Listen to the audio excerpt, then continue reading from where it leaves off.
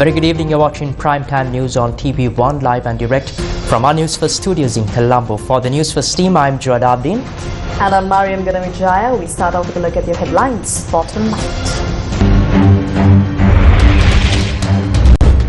6 military personnel dead in Maduru Oya helicopter crash.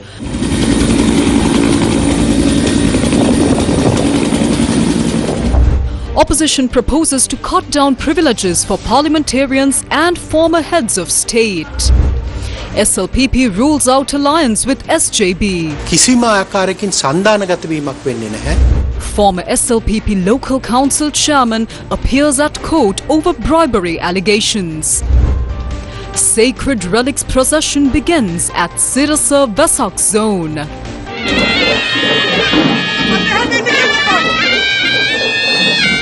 Pope Leo XIV holds inaugural Mass at the Vatican.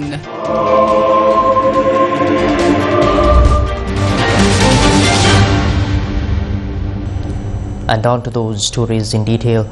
A Sri Lanka Air Force Bell 212 helicopter crashed into the Maduru Oya reservoir this morning, killing 6 military personnel, including members of both the Air Force and the Army. According to Air Force spokesperson Group Captain Irandal Giganage, the 2 pilots and 4 Army personnel are currently receiving treatment at the hospital.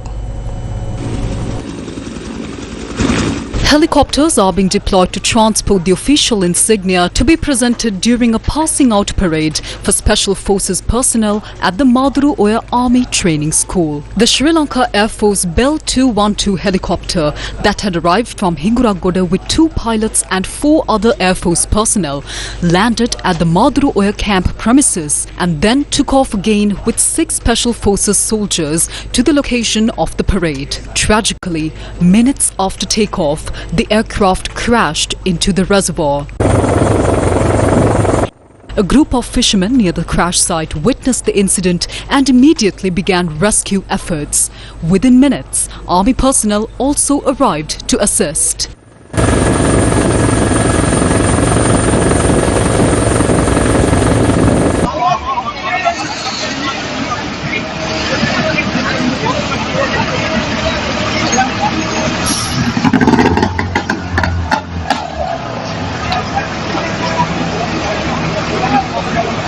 රස්සාවට ගිහිල්ලා උරුතුන ඉදි තමයි අපි දැක්කේ chopper එක නක් කරනවා. නක් ගාලා වැඩි දුරක් කොහම ගත්තේ නැහැ. ඉතින් උස්සලා ටිකක් ආවා පැත්තට බර වේගන ගියා.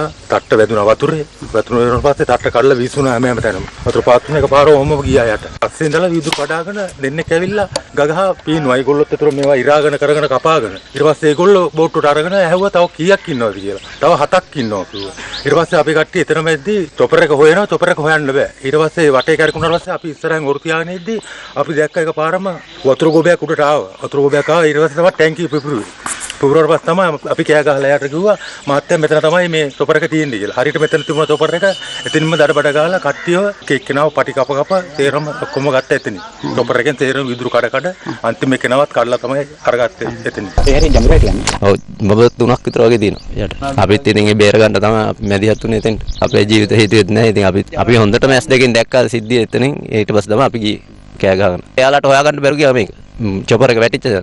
ඊට පස්සේ තෙල්මත් වෙද්දි අපි එහාට කිට්ටු කරේ. ඒකට ගිහිල්ලා බලද්දි චොපර් එක එතන. The injured army personnel have been admitted to the Polonnaruwa and Aralaganga hospitals.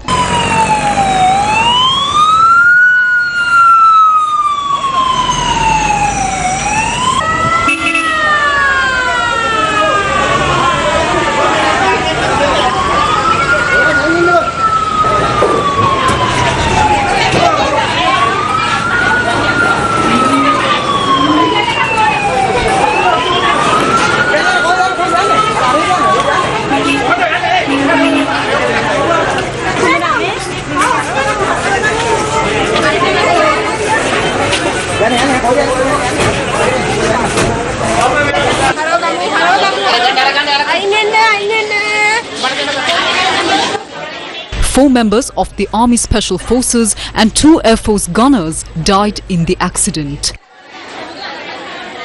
This aircraft had departed from the Hinguragoda Air Force Base at 6:46 a.m. and had taken off again from the Madru Air Training School premises at around 8:15 a.m. This US-made Bell 212 helicopter belongs to the number 7 Squadron based at the Sri Lanka Air Force Base in Hinguragoda. According to the Air Force website, these aircraft, developed by modernizing the Bell UH-1D helicopter used in the Vietnam War, are equipped with twin engines.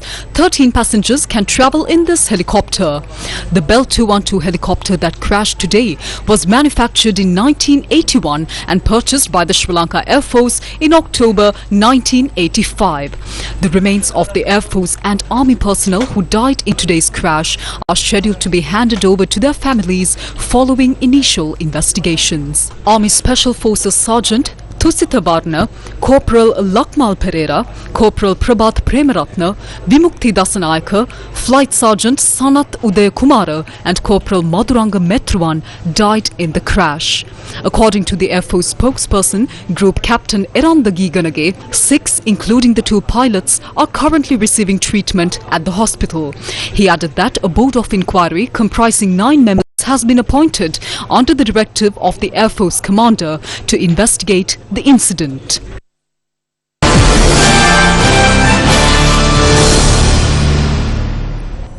Tensions between India and Pakistan remain high days after Delhi launched airstrikes on its neighbour, sparking tit-for-tat military action from both sides this week and widespread confusion as competing claims and disinformation spread online.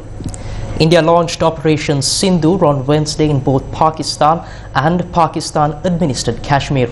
Indian officials argued the strikes were a proportionate response to the April massacre and that Pakistan's response afterward escalated the situation.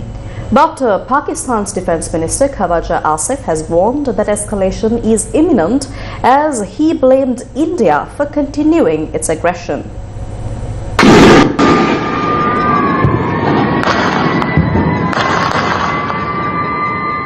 Pakistan's Defence Minister Khawaja Asif has said that while Islamabad seeks de-escalation, Indian aggression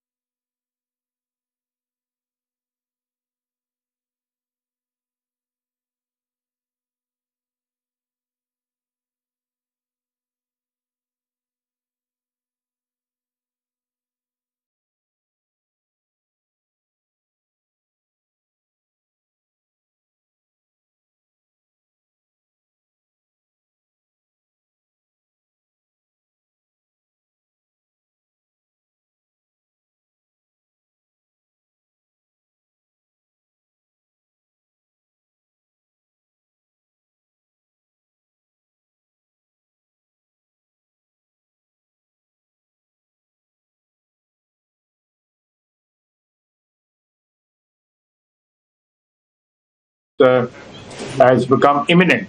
I have no doubt in my mind that this escalation is now imminent because of the continuation of aggression from Indian side, both on the ground, sending drones today, which all over Pakistan. They attacked Pakistan with drones, and before that, they attacked us. Almost 78 planes attacked Pakistan. And these planes were engaged by Pakistani Air Force, and 5 planes were downed by our Air Force.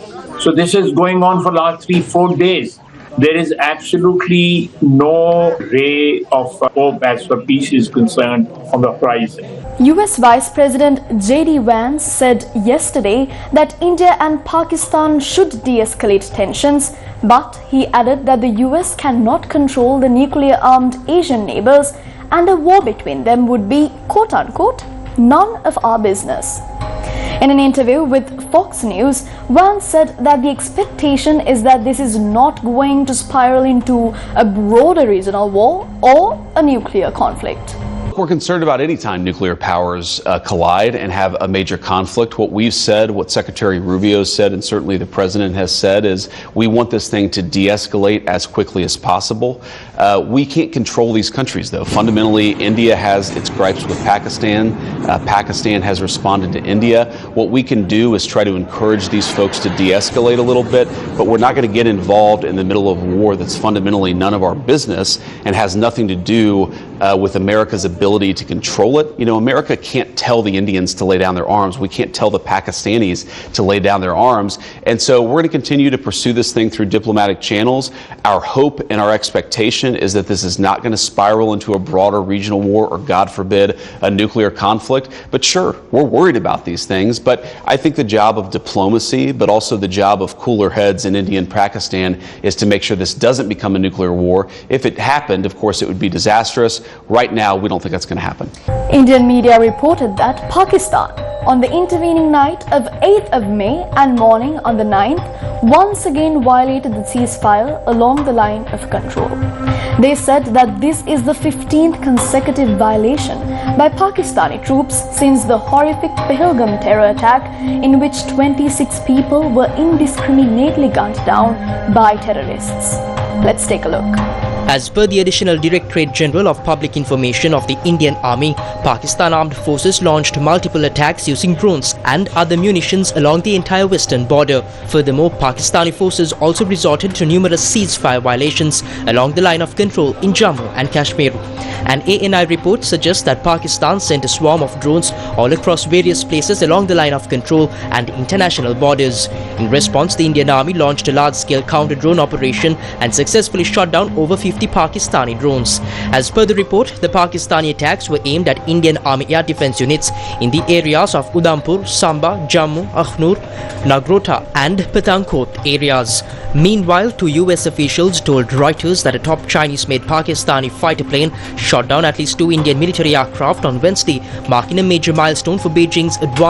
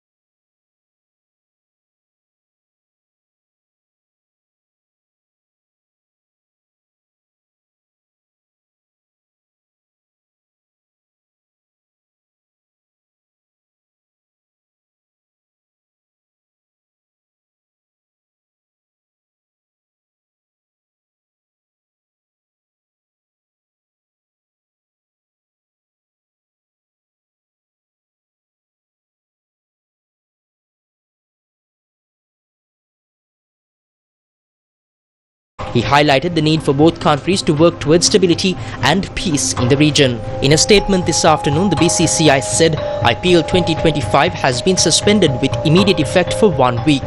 A cloud of uncertainty had loomed over the future of the ongoing edition since the cancellation of Thursday's match between Punjab Kings and Delhi Capitals in Dharamsala midway following air raid alerts in neighbouring cities of Jammu and Pathankot. The Pakistan Cricket Board has announced that the remaining 8 fixtures of the Pakistan Super League have been moved to the United Arab Emirates. It added that the qualifier, both eliminators and the final will be played in the UAE. The statement added that the exact schedule of matches outlining the dates and venues will be shared in due course. Pakistan Cricket Board Chairman Mohsin Naqvi has said that the remaining fixtures of the Pakistan Super League will be played in the United Arab Emirates to avoid possible strikes on cricket stadiums by India. According to a statement on the PCB's website, Naqvi, also the Interior Minister, noted that politics and sport need to be kept apart, but the remaining fixtures of the tournament were moved following the extremely irresponsible and dangerous Indian act of targeting the Rawalpindi Cricket Stadium. In more local news, a private member's motion to appropriately curtail the privileges entitled to public representatives, former presidents and their widows was tabled in Parliament today by MP Hesha Withanage of the Samagi Jana Balawegaya. A promise was made to the entire country that these proposals would be implemented within 14 days. Now 7 months have passed. As of today, I believe I'm the only one among these 225 members of parliament who doesn't take meals from the parliament canteen. And MP Chaminda Vijayasiri. As far as I know, I'm the only one in this group who hasn't been provided a house. I'm saying all this because although MPs should receive such benefits, they should receive them with an understanding of when and why such privileges are justified. The incoming MPs must understand that there can be no alternative beyond this point. The deception of this country's society, the lies told to the people, those debts must be repaid. What has happened today is that the opposition is also carrying forward the very motion we put forward. I see that as a victory not just for the national people's power but also for the people of this country. A member of parliament who was appointed as a minister has received both the fuel allowance entitled to a minister and the one entitled to an MP. However, the NPP has refused to accept the MP's fuel allowance provided by the government to ministers. Breakfast and lunch were previously priced at 300 and 100 rupees respectively, 400 rupees in total. But it was the NPP through the House Committee that increased it to 2,000 rupees. In addition, we are working to bring privileges that need to be curtailed legally into Parliament and act accordingly. Therefore, we especially tell the opposition, don't panic, don't be afraid. If the opposition takes up our slogans, that's good for the country. It's a victory for the whole nation and for the NPP. Regarding MP Hesha Withanage's proposal, if you can present a timeline and specific dates, we are ready to extend our support for its implementation from tomorrow onwards.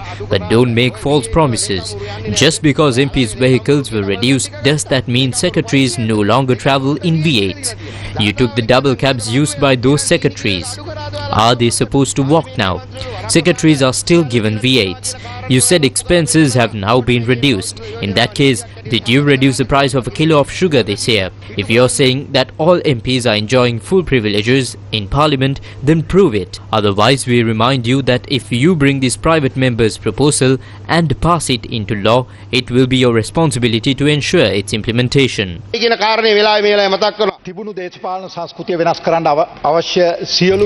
have already taken all necessary steps to change the existing political culture. One day, former Minister Rishad Badruddin called me and said that Harin Wickramasinghe, during the previous government, had helped one of his friends in Mana obtain a bar permit and that a bribe of 80 million rupees had been paid for it. I advised him to file a formal complaint about the matter. Back then, politics was riddled with bribes. We have ended all such legal practices. In fact, we've even let go of many legal privileges. Regarding vehicle permits and pensions, we are now drafting amendments to the Parliamentary Pensions Amendment Act of 1982. There used to be 51 luxury official residencies for ministers and deputy ministers. We vacated all of them. Not only that, but ministers and deputy ministers have also decided to work without drawing a salary. There was a mention of the security provided to MPs. Notably, we have not made any policy decisions to provide security to all MPs. However, if any MP faces a credible security threat, there is a process to assess that threat and provide security accordingly. But the government has made no decision to provide security as a blanket privilege to everyone. The local government election Sri Lanka 2025. The Samagi Jana Balawegaya managed to secure a majority in just around 14 local government bodies in the recent elections. The big question now is, can they turn that limited foothold into real influence? Today, the SJB once again expressed its determination to take control of these bodies, saying it plans to team up with other opposition groups to strengthen its position. We clearly state that as the opposition, all the votes given to other parties are also anti-government votes. If that's the case, the votes cast against the government are not votes in favor of the government. The government received less than 50% of the votes, and that wasn't to establish their power. It was for the opposition to unite and establish power. The issue here isn't about uniting before the election. The opposition represents anti-government votes. Even a child can understand that. We don't need anyone for money. What's at stake here is public mandate, the government on one side and the opposition on the other. Therefore, we say to all the members who contested this election from the opposition parties that the votes given to these parties were anti-government votes. So, interpret that correctly. Is the United National Party willing to form an alliance with the Samagi Jana Balawegaya to establish power in the local government bodies? අපිට ආණ්ඩු බලය පිහිටවන්න බැරි බව හරි පැහැදිලිනේ. ජාතික පක්ෂය දෙකට කැඩිලා එක පැත්ත. It is true that we did not win. We split into two. It's clear what would happen if the two had joined. Recent discussions have been successful and we will work to establish power in as many local government bodies as possible. At this time, whether it's the Pohotua, the elephant or the chair, it's not relevant. We must establish power against the compass. I even said at meetings to vote against the compass. දෙන්න ගම අලියට බැරිම නම් පොඩි හරි අරියස් එකක් තියෙනවා නම් මාලිමාවට දෙන්න එපා විපක්ෂයට දෙන්න.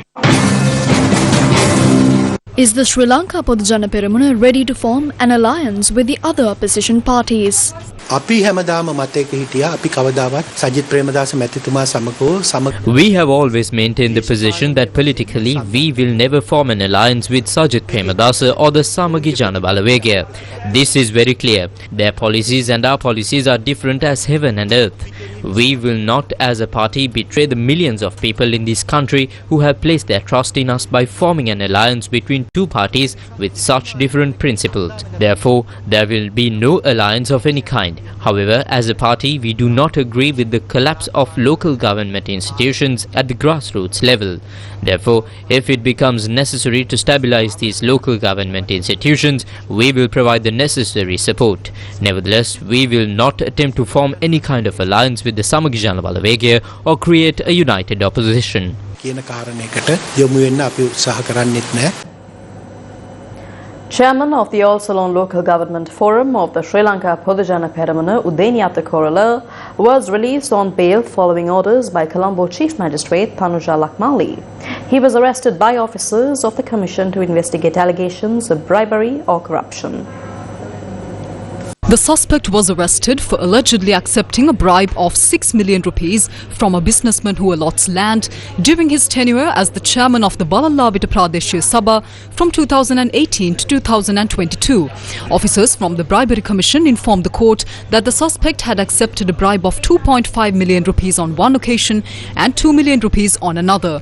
Investigations revealed that on another occasion he had accepted a bribe of 1.25 million rupees for laying stones in his yard. After considering the facts presented, the magistrate ordered the release of the suspect on 5 surety bills of 500,000 rupees each and an overseas travel ban. However, the suspect was remanded in custody as he was unable to fulfill the bail conditions. The case is scheduled to be called up once again on the 18th of July. Two suspects involved in the murder of Dan Priyasad were identified during an identification parade held at the Colombo Magistrates Court today. The identification parade was held today following an order issued by Colombo Additional Magistrate Harshana Kakanwala. The lawyer representing the suspect stated that the investigation was heading in the wrong direction. He added that the two suspects identified are not involved in the shooting that took place, while the actual suspects are still at large. The two suspects have been remanded until the 23rd of May. Dan Priyasad sustained gunshot injuries during a shooting at a housing complex in Salamulla on the night of the 22nd of April. He later succumbed to his injuries while receiving treatment at the National Hospital. Minister of Public Security Ananda Vijaypala revealed in Parliament today that 34 candidates who contested the recent local government elections from several major political parties are individuals linked to organized crimes.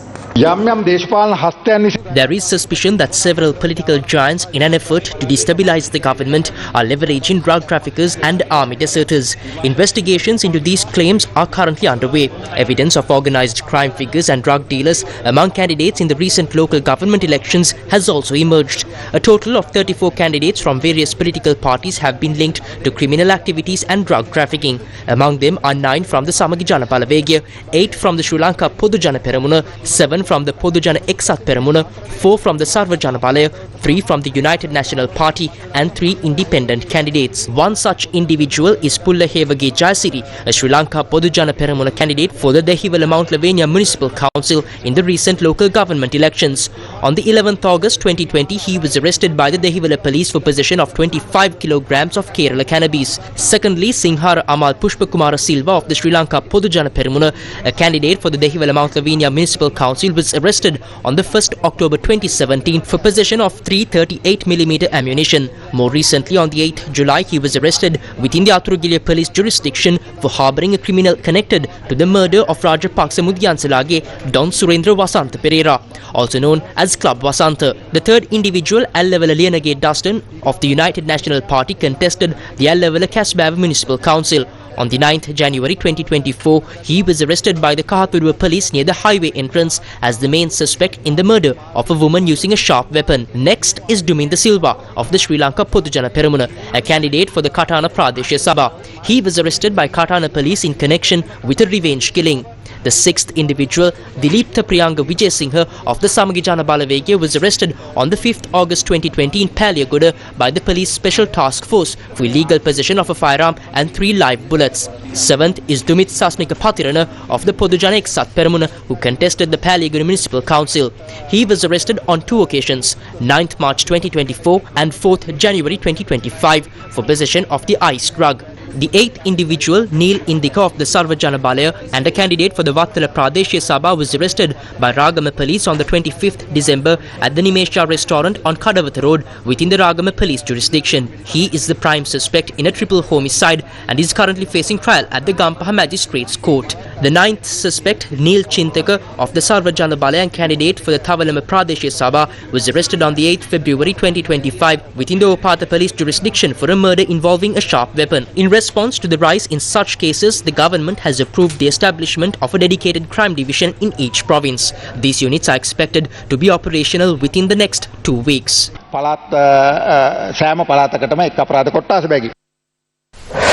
News First with the people. The ceremonial procession carrying the sacred Sri Sarvakya relics commenced today from the Nelligala International Buddhist Center, marking the beginning of religious observances for the Sirasa Namami Sirasa Vesak zone.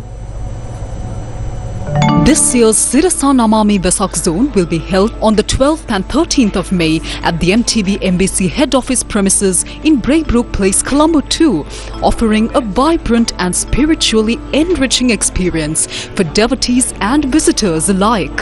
Sacred Sarvakya relics of Lord Buddha, as well as the sacred Agrashravaka relics of Sariputta and Moggallana, and those of Ananda and Upali Maharahat Theros, will be exhibited for the general public to pay their reverence. The sacred relics are being respectfully escorted in a motorcade under the spiritual guidance of Venerable Vaturukumbure Dhammaratana Thero, the founder of the Nelligala International Buddhist Center. This momentous occasion was joined by representatives of the Malvathu and Askeri chapters as well as Mahasangha from across the island.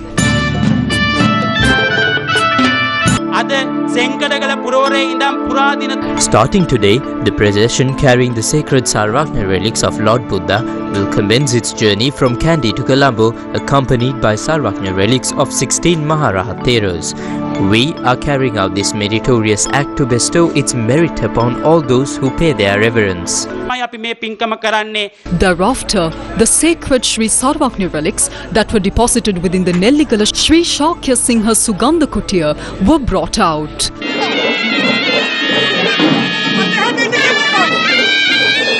The Sarvakya relics were then placed on a special platform in the midst of much reverence from the witnesses.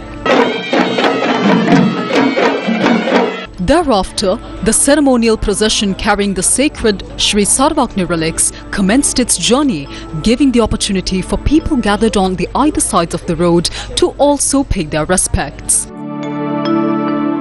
The procession passed Muruthalaba, Pilimathalaba, Kadugannava and Mavanalla and reached the Ambulugala Sri Dantapaya Rajmahavihara, which is today's destination. Tomorrow, the journey will resume from there and is expected to reach the Beyangoda Nagendra Rama Purana Vihara by the evening. There, a special Dhamma sermon will be conducted by Venerable Diyasen Purabimala Thero. This Sunday, the ceremonial procession will reach the Kalaniya Raja Mahavihara and by the afternoon of the Vesak full moon Poya day, will reach the Sirasa Namami Sirasa Vesak zone in Braybrook Place, Colombo too. Meanwhile, a group of officials from the Sirasa Media Network visited the Malvathu and Askiri temples today to inform the Mahasangha about the upcoming Sirasa Namami Vesak zone. Chief Operating Officer of MTV, Yasarat Kamal Siri, Director of Sirasa TV, Dharmashri Ekanayaka, Public Relations Director of the MTV NBC Media Network, Priyanta Vijay Singha, and Sirasa FM channel head, Sajit Ratnayaka, joined this occasion. The group that arrived at the Malvathu Vihara met with Anunayaka of the Malvathu chapter of the Siam sect, Most Venerable Dibul Kumbure Bimala Dhammathero, and informed him about the Sirasa Namami Sirasa Vesak zone.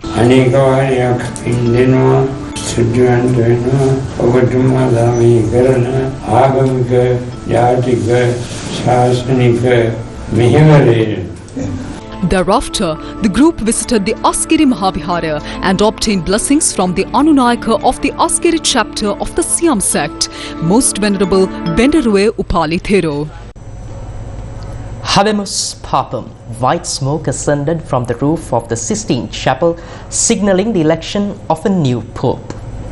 Robert Francis Prevost was elected the 267th Pope of the Roman Catholic Church yesterday, becoming the first Pope from the United States. He took the name Pope Leo XIV and used his first words from a Vatican balcony to speak of peace in the world and a united church always seeking peace and justice. We leave you tonight with details of the story. Good night.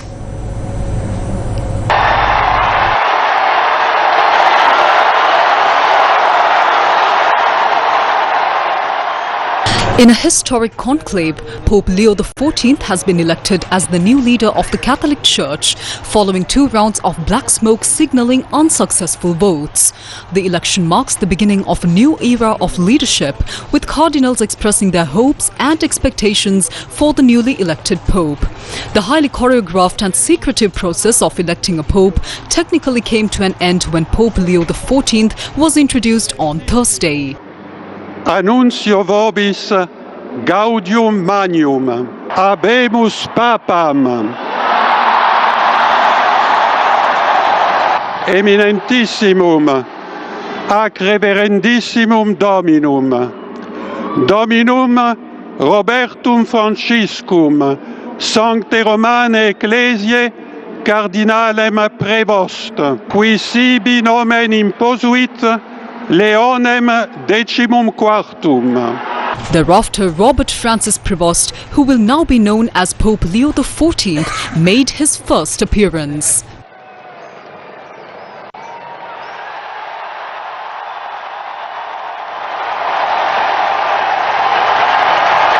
Pope Leo XIV greeted the city of Rome and the world with these words at his first appearance as the successor of Peter from the central loggia of St. Peter's Basilica. In his first words as Pope Francis's successor, Leo said, quote, "Peace be with you," unquote, and emphasized a message of peace, dialogue and missionary evangelization. Fratelli, sorelle carissimi, questo è il primo saluto del Cristo risorto, il buon pastore che ha dato la vita per il gregge di Dio. Anch'io vorrei che questo saluto di pace entrasse nel vostro cuore, raggiungesse le vostre famiglie, a tutte le persone, ovunque siano, a tutti i popoli, a tutta la terra. La pace sia con voi.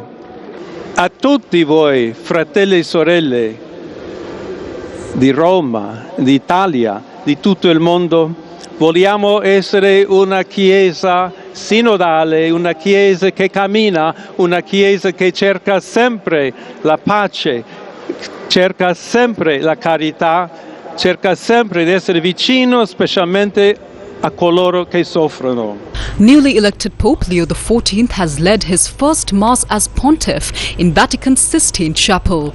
The Pope was joined by cardinals for prayers and hymns the morning after his identity was revealed to the world on the Vatican balcony overlooking the St. Peter's Square. Pope Leo spoke in Latin, English and Italian, calling on the Church to do more work where there is lack of faith and asked cardinals to announce the good news, to announce the gospel.